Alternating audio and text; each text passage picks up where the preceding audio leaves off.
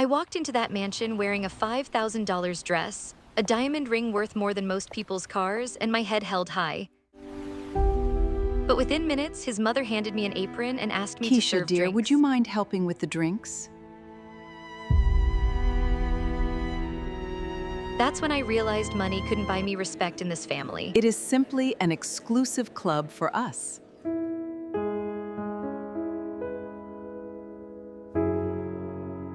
If you've ever felt invisible in spaces where you should belong, or if you believe love should conquer all obstacles, then you need to hear this story. Hit that subscribe button and buckle up, because this journey will change how you see relationships, family, and your own worth forever. My name is Keisha, and I'm about to tell you the most painful yet transformative story of my life. A story about love, betrayal, and the moment I learned that sometimes walking away is the strongest thing you can do. 2 years ago, I was living what I thought was my dream life. I was 28, climbing the corporate ladder as a marketing executive at a Fortune 500 company. I had my own apartment in downtown Chicago, a car I'd worked 3 jobs to afford, and a confidence that came from knowing I'd earned everything I had. My mother raised me to believe that hard work and integrity would take me anywhere I wanted to go. She was right, but she never warned me about the places where those things wouldn't be enough. That's where David came in. David Whitmore, yes, that Whitmore family, the ones who own half of Silicon Valley and probably have more money than some small countries. But when I met him at a charity gala where my company was sponsoring, he wasn't the billionaire's son. He was just this guy who laughed at my jokes, who asked thoughtful questions about my work, and who stayed by my side the entire evening instead of networking with people who could advance his career. Our first date was at a little Italian restaurant in my neighborhood. Not some fancy place with a year-long waiting list, but a family-owned spot where the owner knew my name and always saved me the corner booth. David could have taken me anywhere, but he wanted to see my world.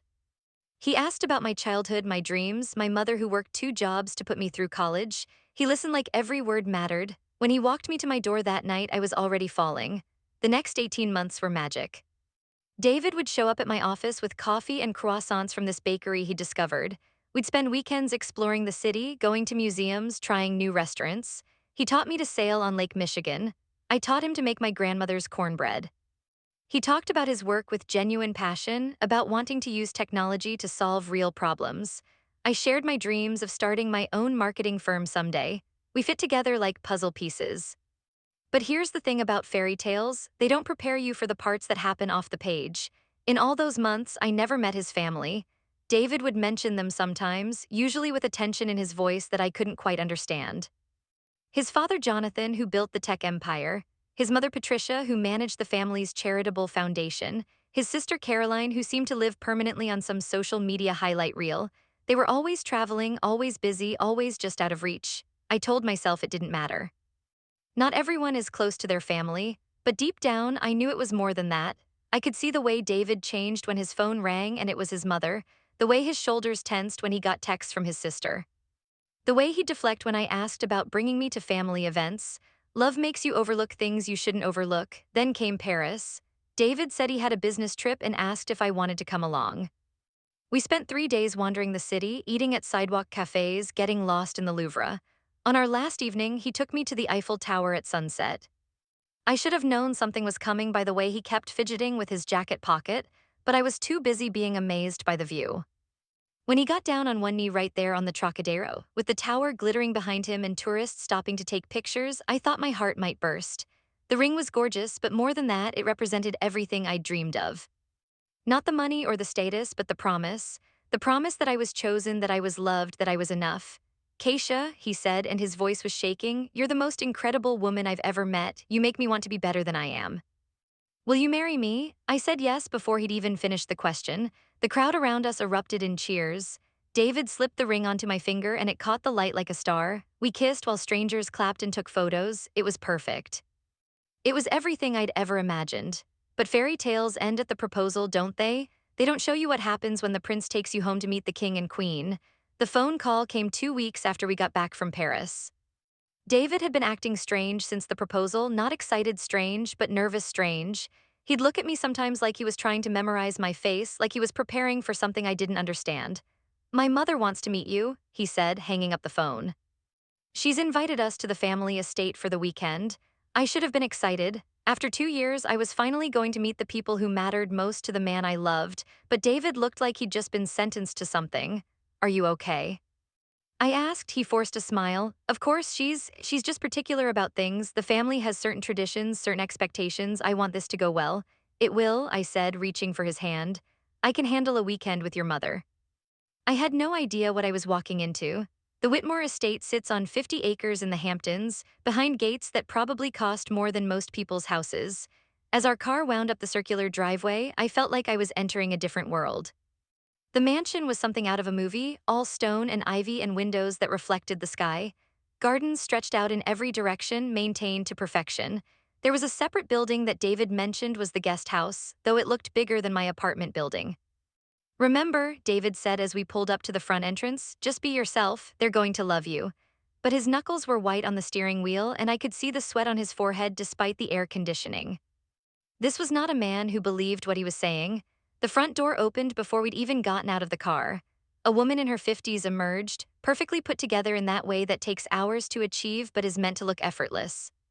Patricia Whitmore was tall and elegant, with silver hair styled in a way that probably had its own name. Her dress was simple, but I could tell it cost more than my monthly rent. She smiled when she saw David, but when her eyes moved to me, something shifted. Darling, she said, embracing David, so wonderful to see you. Then she turned to me and I felt like I was being appraised. Her eyes traveled from my hair to my shoes and back again, taking inventory. You must be Keisha, she said, extending a hand instead of the embrace she'd given her son. We've heard so much about you. I doubted that, but I smiled and shook her hand. Thank you so much for having me, Mrs. Whitmore. Your home is absolutely beautiful. Please call me Patricia, she said, though her tone suggested she'd rather I didn't call her anything at all. Come in, come in. Jonathan and Caroline are in the sitting room. The inside of the house was even more intimidating than the outside. Everything was pristine, from the marble floors to the crystal chandelier that hung in the foyer. Original paintings covered the walls, and I recognized at least one that I'd seen in museums. This wasn't just wealth, this was generational wealth. Old money that had been carefully preserved and multiplied over decades. David's father, Jonathan, was a taller, older version of his son, with the same dark hair now silver at the temples and the same brown eyes. But where David's eyes were warm, Jonathan's were calculating. He stood when we entered the sitting room, straightening his tie. So you're the young lady who's captured our David's heart, he said, shaking my hand with a grip that was just a little too firm. Welcome to our home. Caroline was sprawled on an antique sofa, scrolling through her phone. She was 25 but looked younger, with the kind of effortless beauty that comes from good genes and better skincare. When she looked up, her smile was bright and empty. Oh my God, hi, she said, jumping up to give me a hug that felt like a performance. I'm Caroline, I've been dying to meet you. Your ring is gorgeous, David has such good taste. She held my hand up to examine the engagement ring, and I caught her exchanging a look with her mother. It was quick, but I saw it. A look that said something I couldn't quite interpret. Can I get you something to drink? Patricia asked. We have wine, champagne, sparkling water. Wine would be lovely, thank you, I said. Wonderful, the kitchen is just through there, she said, pointing toward a doorway. You'll find everything you need. Caroline, why don't you show Keisha where we keep the glasses? It took me a moment to realize what was happening. She wasn't offering to get me a drink. She was asking me to get the drinks for everyone. I looked at David, waiting for him to say something to correct the misunderstanding, but he was staring at the floor, his jaw clenched. Oh, I said, the word coming out smaller than I intended. I mean, don't you have staff for that? Patricia's smile didn't waver, but something cold flickered in her eyes. We like to keep things casual when it's just family, I'm sure you understand. The word family hung in the air like a challenge. I wasn't family, I was the help. Caroline jumped up from the sofa. I'll show you where everything is, she said, and I could hear the forced cheerfulness in her voice. Mom, maybe I should just handle the drinks? Nonsense, Patricia said. I'm sure Keisha doesn't mind, she seems very capable. The way she said capable made it sound like an insult. I followed Caroline to the kitchen, my face burning with embarrassment and confusion. The kitchen was enormous, with professional-grade appliances and enough counter space to feed an army. Caroline pulled glasses from a cabinet and wine from a refrigerator that was bigger than my bedroom closet. Don't take it personally, she said quietly. Mom's just protective. She does this with everyone David brings home. Has he brought home many people? I asked, trying to keep my voice light. Caroline paused, a wine glass halfway to the counter. Not really, she admitted. Actually, you're the first. That should have made me feel special, but instead it made everything worse. If I was the first, why was I being treated like the hired help? I carried the wine tray back to the sitting room, playing the part I'd apparently been assigned. Patricia accepted her glass with a smile that didn't reach her eyes. "Thank you, dear," she said. "You're such a natural at this." David finally looked up from the floor, and I saw something in his eyes that made my stomach drop. It wasn't surprise at his mother's behavior. It was resignation, like he'd been expecting this. The rest of the evening continued in the same vein. During dinner, I was asked to help serve, to clear plates, to fetch things from the kitchen. Each request came with a smile and a tone that made it impossible to refuse without seeming rude. David said nothing. Jonathan made polite conversation about my work, but in a way that made it clear he considered it a hobby rather than a career. Caroline took photos of everything except me. When we finally went to bed in the guest room, I was exhausted in a way that had nothing to do with the hour. "Your mother hates me," I said as soon as the door closed. David sat on the edge of the bed, his head in his hands. "She doesn't hate you, she just needs time to adjust." "Adjust to what? To the fact that I'm black? To the fact that I'm not from your world?" "Don't make this about race," he said, and I could hear the exhaustion in his voice. "Then what is it about?" "Because I spent the evening being treated like the maid at my own engagement celebration." David was quiet for a long moment. When he finally spoke, his voice was barely above a whisper. "I may have. I may have given them the impression that you were from a different background than you are."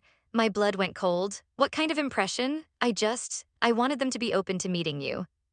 "So I may have mentioned that your family was in business, that you went to private school, small things." "Small things?" I stood up, pacing to the window. "You lied about who I am?" "I didn't lie, I just emphasized certain aspects of your background."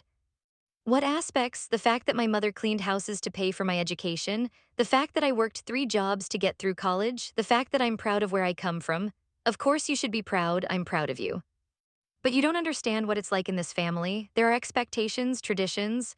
Traditions like treating your son's fiancée like hired help." David flinched. "It's not about that, it's about fit. It's about whether someone understands our world, our responsibilities." "And you think I don't?" "I think you're amazing, but I also think you don't understand the pressure I'm under, this inheritance, this legacy. It comes with strings attached. My mother controls everything until I'm 35 if she disapproves of my choices. She can cut you off, she can cut me off." I stared at him in the moonlight streaming through the window. This man I'd fallen in love with, this man who'd proposed to me in Paris, was more afraid of his mother's money than he was committed to our future. "So what are you saying?" "I'm saying I need you to be patient. I need you to show them that you can be part of this family, that you can handle this world, by pretending to be someone I'm not, by being the best version of yourself." That night, I barely slept. I kept thinking about my mother, about how she'd worked 2 jobs to keep food on our table and still found time to help me with my homework. I thought about how she'd taught me to stand up straight, to speak with confidence, to never let anyone make me feel small. I thought about how disappointed she'd be if she could see me now, accepting treatment that no one should have to accept. The next morning was worse. Patricia had planned a charity luncheon at the house, and the guest list read like a who's who of New York society. I spent the morning helping to set up, arranging flowers, polishing silver, making sure everything was perfect. When the guests started arriving, I tried to join the conversation, but I was consistently redirected to tasks in the kitchen. "Keisha, could you check on the catering?" Patricia would say with that same smile. "Keisha, I think the wine needs to be refilled." "Keisha, there's a spill in the powder room." Each request was delivered in front of other guests, making it clear to everyone present what my role was in this family. I wasn't David's fiancée, I wasn't an equal, I was the help.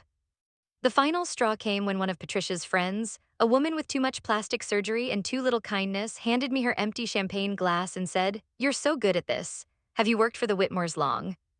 I stood there holding her glass and felt something inside me break, not just my heart but my spirit, the part of me that had always believed I belonged anywhere I chose to be. I excused myself and went to the bathroom where I locked the door and cried for 10 minutes. When I came out, David was waiting in the hallway. "Are you okay?" he asked. "No," I said, "I'm not okay. I'm being humiliated in front of your family and friends, and you're letting it happen. I talked to my mother, she's going to be better about including you." "Including me?" "David, I'm supposed to be your fiancé, I shouldn't need to be included. I should be introduced as the woman you're going to marry, I should be treated with respect." "You are being treated with respect." "Are you kidding me right now? Your mother's friend just asked me how long I've been working for your family. As in, she thinks I'm the hired help." David's face went pale. That's just a misunderstanding." "It's not a misunderstanding, it's exactly what your mother intended. She wants everyone to know that I don't belong here, that I'm not good enough for this family." That's not true. Then why aren't you defending me? Why aren't you telling them that I'm your equal, that I'm successful in my own right, that you're lucky to have me? David was quiet for a long moment. Because I need them to accept you.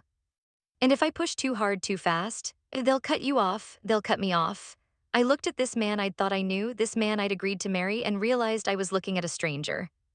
The David who'd laughed at my jokes and asked about my dreams was gone.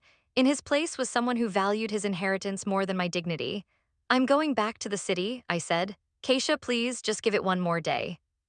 Let me talk to them tonight, explain things better. Explain what? That you're ashamed of me? That you lied about who I am because you knew they wouldn't accept the truth? I'm not ashamed of you, I love you. Love isn't enough, David, not without respect. Not without someone willing to fight for you. I packed my bag while the luncheon continued downstairs. I could hear laughter and conversation, the sound of people who belonged in that world. I'd never belonged there, and now I knew I never would. As I was leaving, Patricia appeared in the foyer. Her guests were gone, and she dropped the pretense of politeness. I'm glad you're being sensible about this, she said. Sensible about what? About recognizing that this isn't the right fit. David needs someone who understands his world, his responsibilities. Someone who can be an asset to this family's legacy. And you think I can't be that person? I think you're a lovely girl, but you come from a very different background. You have different expectations. This family has certain standards, certain traditions that go back generations. Standards like what? Like treating people with respect, like judging someone by their character rather than their bank account? Patricia's smile was ice cold. Standards like understanding that some bridges are too far to cross. You're an intelligent woman, I'm sure you can see that this would never work. Because I'm black, because you're not one of us. There it was, the truth finally spoken aloud, not dressed up in politeness or hidden behind requests to serve drinks. I wasn't one of them and I never would be. You're right, I said, I'm not one of you and I'm grateful for that. I walked out of that house with my head held high, but inside I was falling apart. David called after me, but I didn't turn around. I'd heard enough. The drive back to the city felt like the longest 3 hours of my life. I kept thinking about the ring on my finger, about the promises David had made in Paris, about the future we'd planned together. All of it built on a foundation of lies. When I got home, I took off the ring and set it on my kitchen counter. It caught the light from my window, still beautiful, still perfect, but it didn't belong to me anymore. It belonged to someone who could fit into that world, someone who could smile while being treated like a servant in her own engagement celebration. David called, he texted. He showed up at my apartment, at my office, at my favorite coffee shop. Each time he had the same message. He was sorry, he'd talk to his family, things would be different, but I knew better. I'd seen who he really was when the pressure was on. I'd seen him choose their approval over my dignity. 3 months later, I found out through a mutual friend that David had gotten engaged to someone else. A woman named Victoria from a family that had been in the social register for generations. Someone who fit. Someone who wouldn't embarrass them at charity luncheons or require explanations to their friends. I wish I could say I was surprised, but I wasn't. I was just sad. Sad for the love I'd thought we had, sad for the future I'd imagined, sad for the man David might have been if he'd been braver. But here's the thing about rock bottom, it gives you a solid foundation to rebuild on. I threw myself into my work with a new intensity. I started my own marketing firm just like I'd always dreamed. I surrounded myself with people who celebrated my success instead of questioning my worthiness. I dated men who introduced me to their families with pride, not apology. 2 years later, I was at a business conference in Manhattan when I saw her. Patricia Whitmore, sitting at a corner table in the hotel restaurant, still perfectly put together, still radiating that cold elegance. She was with a younger woman who looked like she could be Caroline's sister, probably the new daughter-in-law.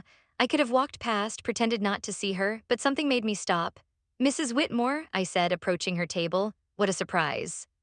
She looked up and I saw the moment she recognized me. Her perfectly composed expression faltered for just a second. Keisha, she said, how unexpected. I'm here for the marketing summit. I'm one of the keynote speakers, actually. I watched her process this information, saw her eyes take in my tailored suit, my confident posture, the success that radiated from every fiber of my being. How wonderful, she said, but her voice was tight. I'm sure David would be interested to hear how well you're doing. Would he? I heard he got married. I hope he's happy. He is. Victoria is. She's perfect for our family. I'm sure she is. There was a moment of silence, and then Patricia did something that shocked me. She stood up. I wonder if I might speak with you privately for a moment, she said. We stepped away from the table, and for the first time since I'd met her, Patricia Whitmore looked uncertain. I owe you an apology, she said quietly. My behavior that weekend was inappropriate. I let my concerns about protecting my family cloud my judgment about treating you with basic respect. I studied her face, trying to understand what had prompted this admission. What changed your mind? Time, perspective. Watching David with his new wife and realizing that the person he chose to please us isn't the person who made him happy. And you think I did? I think you challenged him to be better, Victoria. She's lovely, but she never pushes him. She never asks him to grow or change or stand up for anything. She's exactly what we thought we wanted, but he's become smaller, more cautious, less like the man who fell in love with you. I felt something loosen in my chest, a knot of anger and hurt that had been there for 2 years. Thank you for saying that, I said. But honestly, Mrs. Whitmore, David made his choice. He chose your approval over our relationship. That's not something I can forgive, and it's not something I would want to repeat. She nodded slowly. I understand, I wanted you to know that I was wrong, about you, about what kind of person my son needed. I hope you can find it in your heart to forgive an old woman's mistakes. I can forgive, I said, but I can't forget, and I can't pretend that what happened was just a misunderstanding. You treated me the way you did because you didn't think I was worthy of your son, not because of who I was as a person, but because of where I came from. You're right, she said, and I'm sorry. We stood there for a moment, two women who might have been family in another life, in another world where love mattered more than legacy. I should get back, I said finally. My presentation is in an hour. Of course, and Keisha. I hope you know that your mother raised an extraordinary woman. David was lucky to have you, even if he was too foolish to realize it. Walking away from that conversation, I felt something I hadn't expected: closure. Not because Patricia had apologized, but because I realized I didn't need her apology to move forward. I'd already moved forward. I'd already built a life that was fuller and richer than anything I could have had with David. That evening, I called my mother from my hotel room. How did the presentation go? She asked. It went great, but more importantly, I ran into someone from my past today, someone who taught me an important lesson. What lesson was that? That sometimes the best thing that can happen to you is not getting what you think you want. My mother laughed, the sound warm and familiar across the phone line. Baby, I've been trying to teach you that lesson your whole life. I'm glad you finally learned it. I love you, Mom. Thank you for raising me to know my worth. I love you too, sweetheart. Now tell me about this presentation. I want to hear everything. As I settled into my hotel room bed that night, I thought about the girl who'd walked into that mansion 2 years ago, desperate for acceptance from people who would never see her value.